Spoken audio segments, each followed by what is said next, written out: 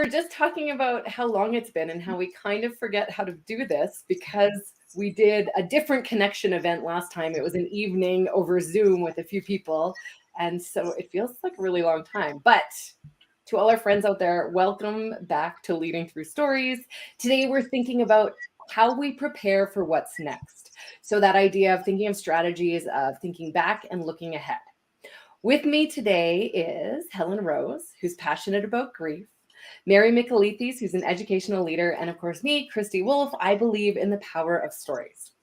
For those of you joining us for the first time, if you scroll down on YouTube, you will see the show notes, and that has information about who we are and why we started doing Leading Through Stories. I also wanted to just say, we already have a comment in there. Cheryl Morgan says, hello, good to have you back. Hello, Cheryl. All right. Go ahead, Mary.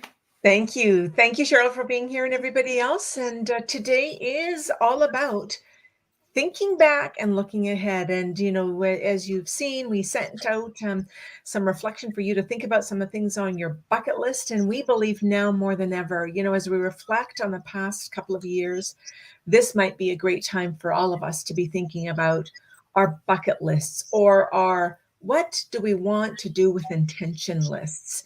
And today we have a bit of an opportunity to spend some time to really think about this. So, what we'd like you to do is in that chat, take a minute.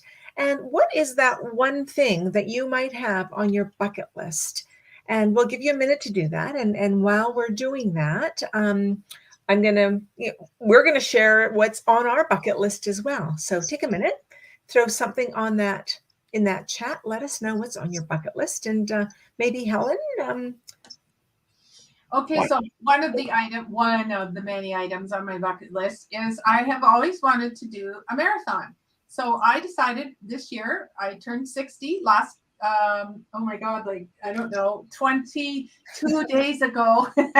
And I thought I want to be my best self at 60. So I am training right now to do the Banff Marathon in June and the Melissa's Marathon in September, but half marathon. Got to start small. Maybe next year my bucket list will be a full marathon. So yeah.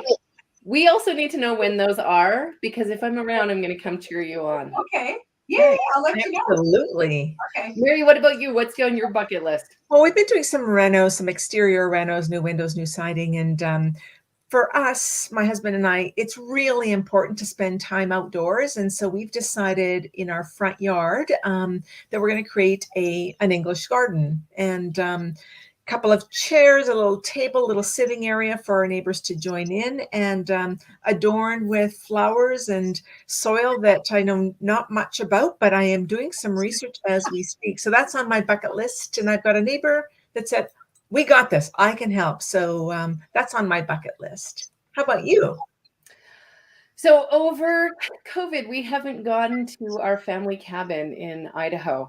And so I am really looking forward to that. We're doing it at the beginning of July. And in honor of that, I wore my favorite shirt that my sister-in-law got me. It's got a little picture of Idaho and it says the hoe. Oh, that's excellent. So yeah, just and all of the family that's in Spokane and around that area, we haven't seen in 2 years. So this is the first time we're going to be going back down there. And that was one of the things on my bucket list for sure, getting back to seeing those people. That's excellent. As we think about today, and as Cheryl said earlier, good to have you back. We're so glad to be back. This is our opportunity to really think about where we started, what have we discovered, and where we're going in the next few months, next year. And so, as I reflect back in September, that seems so long ago, our session on impactful leaders. And then we talked about telling your story, and we talked about blind spots, et cetera, et cetera. It's really an opportunity for us to think about where did we start? How fortunate are we to have this amazing community?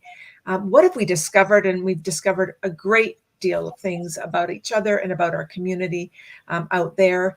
And now we're thinking about, so where are we going? And Cheryl, thank you. I see that you've included one of your bucket lists. Really looking forward to travel and hopefully to Newfoundland as well. Thank you. Cool. So one of the things that I do when I talk to my clients is it is really important to have a bucket list. And it doesn't have to be, I think a lot of people kind of go to travel, they want to go see the world and all of that. But your bucket list can also include what you want to change about yourself as a person. Sometimes there's things about us that we don't like. It could be making amends or strengthening family ties. It could be doing a renovation. It's really important to know there's like a million things you can do on your bucket list. But one of the things that I think we should talk about is when we do our bucket list, it's kind of goes down to the New Year's resolutions. I don't set resolutions because I usually end up always failing because it's like, oh, I'm going to lose 50 pounds by March 1st. Yeah, okay. So it's not realistic, right? So one of the things is when you do your bucket list, also tell yourself, what have you been telling yourself about you? Because we'll say, sometimes we'll do something that might be really, it's really good. It's like, oh yeah, I'm going to lose 50 pounds. I'm going to pick that one. That usually seems to be one of the resolutions, right? The question is what are you telling yourself about yourself? One of the things I did with one of my clients the other day is I said, I want you to tell me to my face what you tell you about you. And she was like, what do you mean? And I'm like, well, tell me you don't like my face, or you think I'm fat, or you think whatever. And she was like, oh, well, and I'm like, because that's what we do to ourselves. We're horrible to ourselves. We tell ourselves these things that are so mean that I would hope you wouldn't say it to another person. So I guess one of the things is when you're doing your bucket list is ask yourself, are you up for the challenge, right? Is it realistic? What do you think? Well, it's funny that you brought that one up because we'll talk about it a little more. But this weekend, the three of us are getting together. And part of it is because I wanted to do a photo shoot, get some color photos with Alexis McCowan. None of my pants fit right now. And I was like, you know what? I'm sick of putting on pants that make me feel bad every single day I do it. I'm just going to go buy a bigger size. Let's solve the problem a different way and stop beating myself up about it every single time it happens. And just looking for different solutions, right? You were saying that, and I was just like, yeah, that's the no, but I love that you said that because I had the same thing when I went back for my holiday. I gained 6 pounds, man. I was eating chocolate every day and way too much food. It was awesome, and I don't regret it. But now I'm like, okay, those pants are going to go in that pile for a while until I can get down to wear them again, right? It's not sitting there beating myself up because I had such a great time, right? But yeah. And that's the thing. Oh, so Mary, go ahead. Yeah, and I think as I hear you articulate that, Kristy, to be okay with that, to be, I'm not going to pull the grateful card, but I'm going to pull the grateful card. Aren't we just so grateful to be alive? And aren't we so grateful to live in the country that we live in? And aren't we so grateful that maybe we have a bit of extra weight, which comes with aging, et cetera. Our kids remind us of that all the time. And I think sometimes we almost need to see the darkness out there, and you all know what I'm talking about, to be able to kind of say, this is okay. And I'm going to change my narrative, and I'm going shopping for new jeans. And I love my new jeans or new whatever it is that you bought. And even to articulate that and to model that for others around us is so important. Yeah. Right. Yeah, because that's a big one we won't talk about today, but that's about body shaming. Who says being a size 12 isn't beautiful? Like, where did that come from? And that when I did that, you talk about Alexis, who's going to do the photo shoot, Alexis doesn't, everyone is beautiful. And and that's one of the things she says in the podcast she did with me. People have no problem telling you what they don't like about themselves, right? So we beat ourselves up all the time. And so, I think when it's kind of when you're doing that, writing it down, you're going to find a common thread of what you keep telling yourselves. Yeah. And it's mostly, I would say, I don't know if you guys would agree, but it's mostly negative. Oh, not good enough. Oh, I can't do this. Oh, I, gained 10 pounds, or, whatever, right? Well, and we were talking about how we review and move forward. And I'm thinking a lot about that right now, just with reviewing and moving forward. Mary's already touched on that idea with what we've done here with leading through stories and what we started with and where we are and where we're going to go next. I also think about that a lot with digital storytelling. I've only been doing digital storytelling for a year. I've just done the level 2 training. I know that my next thing is workshops. I want to be running workshops. I plan to do it for the fall, and that's my like out there intention. But to get there, I'm doing an intro, like I do info sessions, but I'm also doing a digital story screening night at Arts Place. And I was like panic waking up the other day about how does this, like, what does this look like? Is anybody going to come? And you know, when you just like get into like a negative spiral of like what's going to happen. So committing, taking a little more time to like check in with people to see if they could come, putting a deposit down so that I know that I'm committed, like little things that I can do, creating a graphic for it so that I am all into this. It might not work, and that's okay, but likely it will.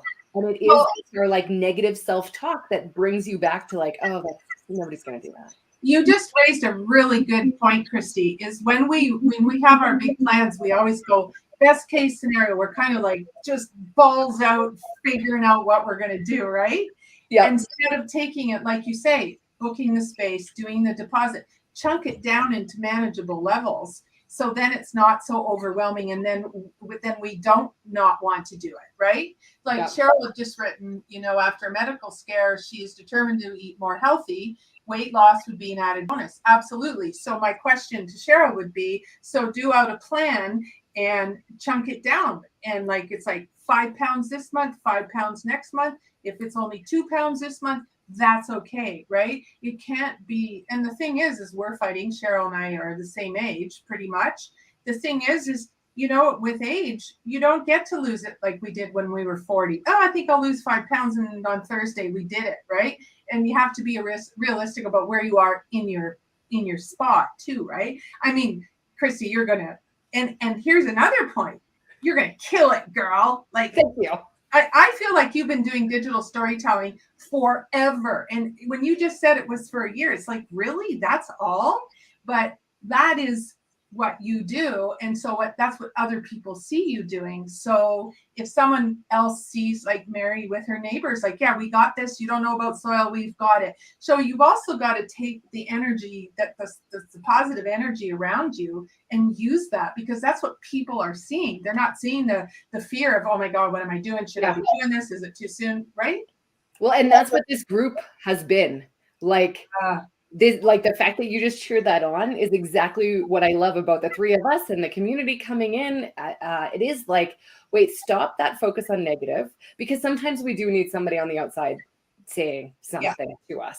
And then thinking about, okay, well, even just hearing stories about how you guys handle things as they come up, that is extremely helpful for me to then think about it. So that always, how do you stop yourself from going into that negative spiral? Mary, what do you do to stop yourself from the negative? It's interesting. So up on my bookshelf up there there's a little box that I have of notes. And I think we've spoken about this, that I've received, you know, when I retired, and, you know, kids and colleagues. And I'm a keeper of paper, and I know I need to work on that. But sometimes when you get into that level of negativity or darkness or self-doubt, it's always nice to open that box and to pick up 1 or 2 things to read and kind of go, oh, okay, that made me feel a little better. Purely selfish. It's about me. It's about nobody else. And I think sometimes we need that. Or this cohort, you know, the Helen and the Kristy team that I get to work with monthly, or our kids, our own kids, that will talk to us about our blind spots, but will also share with us strategies when we're open to it as to how to overcome them. Being open to others, I think, is the big thing for me. Mm-hmm. Right? So those are a few things that I do. Yeah, and you know, you have to know when someone is. All goes down to that taking compliment. You know, if someone compliments, you're like, oh wow, you know what, and you dismiss it. Stop doing that. It's a genuine compliment. They're not gaining anything from you if they're saying, you know, like with Kristy, with you, Mary. I mean, with you guys are great. We can't even use you as the marker, really. But you know what I mean? Like when people are telling you those things, they genuinely see that about you. It's interesting, what this conversation reminds me of one of our grade 7 students that I got to work with a number of years ago. And, we did some work in our school. I was very fortunate at so many levels to have worked with a great team of leaders and teachers and students. And one of the projects that we were working on was defining the word intentional. And what does that mean for us? And one of our students, grade 7, she said, when I think about being intentional, she said, it's about caring about yourself and others.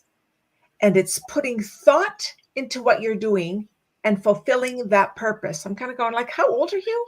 Yeah. So we created a book called, looking through the lens of learning. Thank you, Kristy.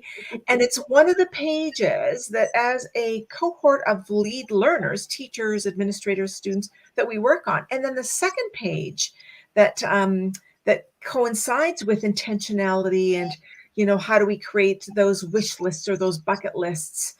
The second thing is that she got us to think about, she's, Amelia was in grade 7. She says, so here are the questions that she posed after she stated that. So Kristy, it's on page 36 and 37. Ooh, I was totally looking for it. Thank you. Where are you in your life in being intentional? And then when you get stuck, my favorite page is the one that Kristy, you can see the little Scotch tape on there. What do you do to become unstuck? So it kind of reinforces this last, 4 or 5 minutes of our conversation. I love that. So when we get stuck, what do we do to become unstuck? Yeah, and that can be, I love that idea of the jar and keeping those notes. I'm also a keeper of paper. I will disagree with you, my friend. I think keeping paper is a wonderful trait to have because I have it also. But so yeah, you're going back to those jars of those positive statements, whether they're from you or other people. And then it also can go for me, if I need to get out of my head because you get caught in that loop, I'll go for a run or go for a walk or I'll go rake my yard. That's another way to get unstuck. One of the things is as a writer, when I get stuck on something that a character I'm developing or whatever, I just leave it. I put it aside and I'll go do something else. If I have a problem that I'm trying to work through and I'm getting frustrated, I leave it. I'll go do something else. I come back and almost every single time you figure it out. Yeah. So that's a really good strategy that I use. So this morning I hadn't been swimming in quite a while and I went swimming and like, oh yeah, I remember how to do this. And I was so concerned, like, how bad will the goggle marks be today when we're recording? But they're not, they're fine. But just getting in the water. And sometimes I find the ways to get unstuck for me is actually being with people. And other times it's not, it's being totally by myself. And when I am in a pool, I cannot play on my phone. I don't even need to read a book. I'm just in that space. And that's one of the only times that I'm completely on my own. So yeah, I just remembering how much I love doing that. And then making a plan every week. You need to find a time to go swimming instead of just saying, oh, you'll do it later. So that was one that I was thinking about today. It's a hard one, isn't it? So those of you who are out there, take a minute, think about this question. So what do you do to become unstuck? So when you get stuck, what might be one strategy that you employ or utilize or have seen used to help you become unstuck? What would that be? Another one that you just made me think of is getting started. Just not waiting until the perfect moment for things, as we did with our podcast idea here. We still call it a podcast and it's not, but we can't figure out a good word for it. Yeah. But just try it. Jump in, see what happens. You're going to make mistakes regardless of how perfectly you plan things. So just jumping in is one of those things that I think about. Yeah. Yeah. And I think too, one of the things that I just thought about, Kristy, you already got me thought-provoking things today, but don't forget that even the people we see on TV and in movies and stuff, we're seeing the very polished version of their final. You think they haven't run through dress rehearsals, right? And so they make it look so easy. First of all, they're professionals, they know what to do. But that's why they have bloopers. That's why bloopers are so popular, because if it were that easy first run through, imagine how life would be boring if it's like, I think I want to try this for my life. And if it just happened seamlessly, I don't think there's much of a challenge in it, right? So I think if we applied that to stuff we wanted to try, I'll say with the running, with the half marathon I want to do this year, I have to be very careful I don't hurt myself. I'm kind of a go out there and I'll run 10K every day. No, I've had to slow myself down, which is really hard, because I don't know if you've ever noticed, but I'm a little bit of a hyper bunny. But so I'm working with my Pilates girl, and I am literally forcing myself to train every other day instead of every day. And I do it timed, and I only do, like today, it was 4.5K. So I felt like I could run 7, but I'm going to hurt myself. I'm not ready to run 7 yet, right? So it's just baby steps. Again, it's chunking it down. Again, it's being realistic about the end result, because we kind of think we go from here to here with nothing in between, and it's not true. Mm-hmm. Yeah. Mary, what are you thinking about? I'm thinking, oh my God, thinking ahead.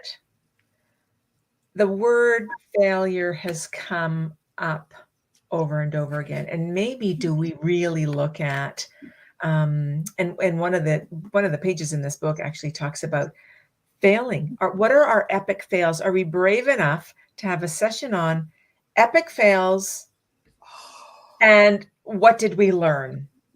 I'm hosting a conference in the fall, and that will be one of the sessions that we're going to be focusing on, and being comfortable, transparent, trusting enough that I can kind of say, here's my epic fail. I'm going to write it down, and here's what I learned. I am wondering if that might be something to consider. I don't know. Friend, I just put it in our planning. Yeah, that we are going to talk about that one. I love my reaction to it as soon as you said it was like, yes, let's talk about that. There you go. Because let's discuss what epic fail really means. Yeah. Right? What might be epic to us is like someone else going, it's fun, right? Oh, and when you're in it and like trying, like, I was just at a conference. It's called The Gathering. It was in Banff, and it's a marketing conference. And like, I was volunteering because I wanted to see a conference from the flip side, not as an attendee, but like seeing what happens. And it just came back to that idea that like, as long as participants are having a great experience, that's what's important. You never know what's going on behind the scenes, and people are changing on a dime and fixing this or doing something else. And I mean, we all have that in our lives where we're like pivoting on what's happening. And what it looks like to others is totally different than how we experience it, right? Oh, and every facet, the jokes about when you're married and you're screaming at your husband just before the dinner party, and the doorbell rings and it's like, hello, right? I mean, it's like anything you're in job, like when I used to do the train station in Banff, it was chaos all the time. The minute the train came in, the guests were off. It's like, hello, welcome to Banff. Meanwhile, you're like, wow, you're vibrating from something, right? So is that an epic fail? I think what an awesome conversation that's going to be. Yeah, Mary, we're definitely doing this one. Good one, Mary. Good one. Yeah. Cheryl, thank you for sharing, that whole idea when you get stuck. And I love this one as well. Something to distract us from our stuckness and then get back to it later. There's no merit, and too bad that this wasn't an audio that we could kind of hear Cheryl's voice, but there's no merit in kind of spinning in that stuckness, that molasses in January, get out, get a fresh lens, and then come back to it. Love it. Love it. Yeah, beautiful. All right, Mary. Oh, Helen, do you have any more questions? No, we kind of covered it when I was saying with that. I'm just looking at what my questions were. Well, I guess one of the things, kind of ties into what we've been talking about is, so I work with people on what their dream life could be. So I think the most important thing is it realistic? And when you get to it, what does it look like from there? Because you don't stop. And I think we have that notion, once we're living our dream life, whatever that looks like, what work did you have to do to get there? And if you're there, how do you know you're there? Because I just would challenge that it's never going to be, I think if you're always willing to be, open to doing new things and trying new things and being a better person or being whatever all of that is we've been talking about today. So I think it's really important to know what is your dream. If I'm going to wave a magic wand, I have a cute little unicorn magic wand here. I don't think it's going to be on, but I wave it. I'm going to wave it. I'm going to wave it for this time. Wow, you now have the opportunity to have whatever you want. What does it look like? Yeah, good. Yeah. I'd like my magic unicorn to actually make the sound. It's your goal. See, it did work. Mary, why don't you take us into our Take Back, Bring Back? So yeah, thank you for everybody's commitment to this work. One of the things themselves on is to give you something to take back, to think about, and we've created a Take Back, Bring Back pager with a little video link that really matches some of the themes that we've talked about today: goal setting, passion, realistic. Your bucket list, here's your one pager. List your bucket list items and the why beside them. So if you are going to run a marathon, the why beside that. If you are thinking about going on a trip to Idaho, the why beside that. If you're going to Newfoundland, the why beside that. And so we've got a sheet there for you. And I always say, place this somewhere visually so that you can kind of see it, so that it's your bamboo little poke, that skewer that pokes you a little bit and think, this is what I committed to. So a reminder of your accomplishments. We were just talking about that because I was saying I haven't written something down in a while, and I do need to write it down. I need to get it out of my head, first of all, because I find I stew on it then. Yeah. And just writing something down can make that much of a difference to it. Kate, that's my goal this week is actually to write down the things that have been running around in my head. Lovely. Next episode, friends, we're doing our last episode for this kind of academic year, is the way we've got it, before the summer, is May 18th. We're going to talk about what's next. And we have something really exciting that we're doing. So I mentioned that I have a photo shoot this weekend. Well, these two lovely ladies are going to be joining me.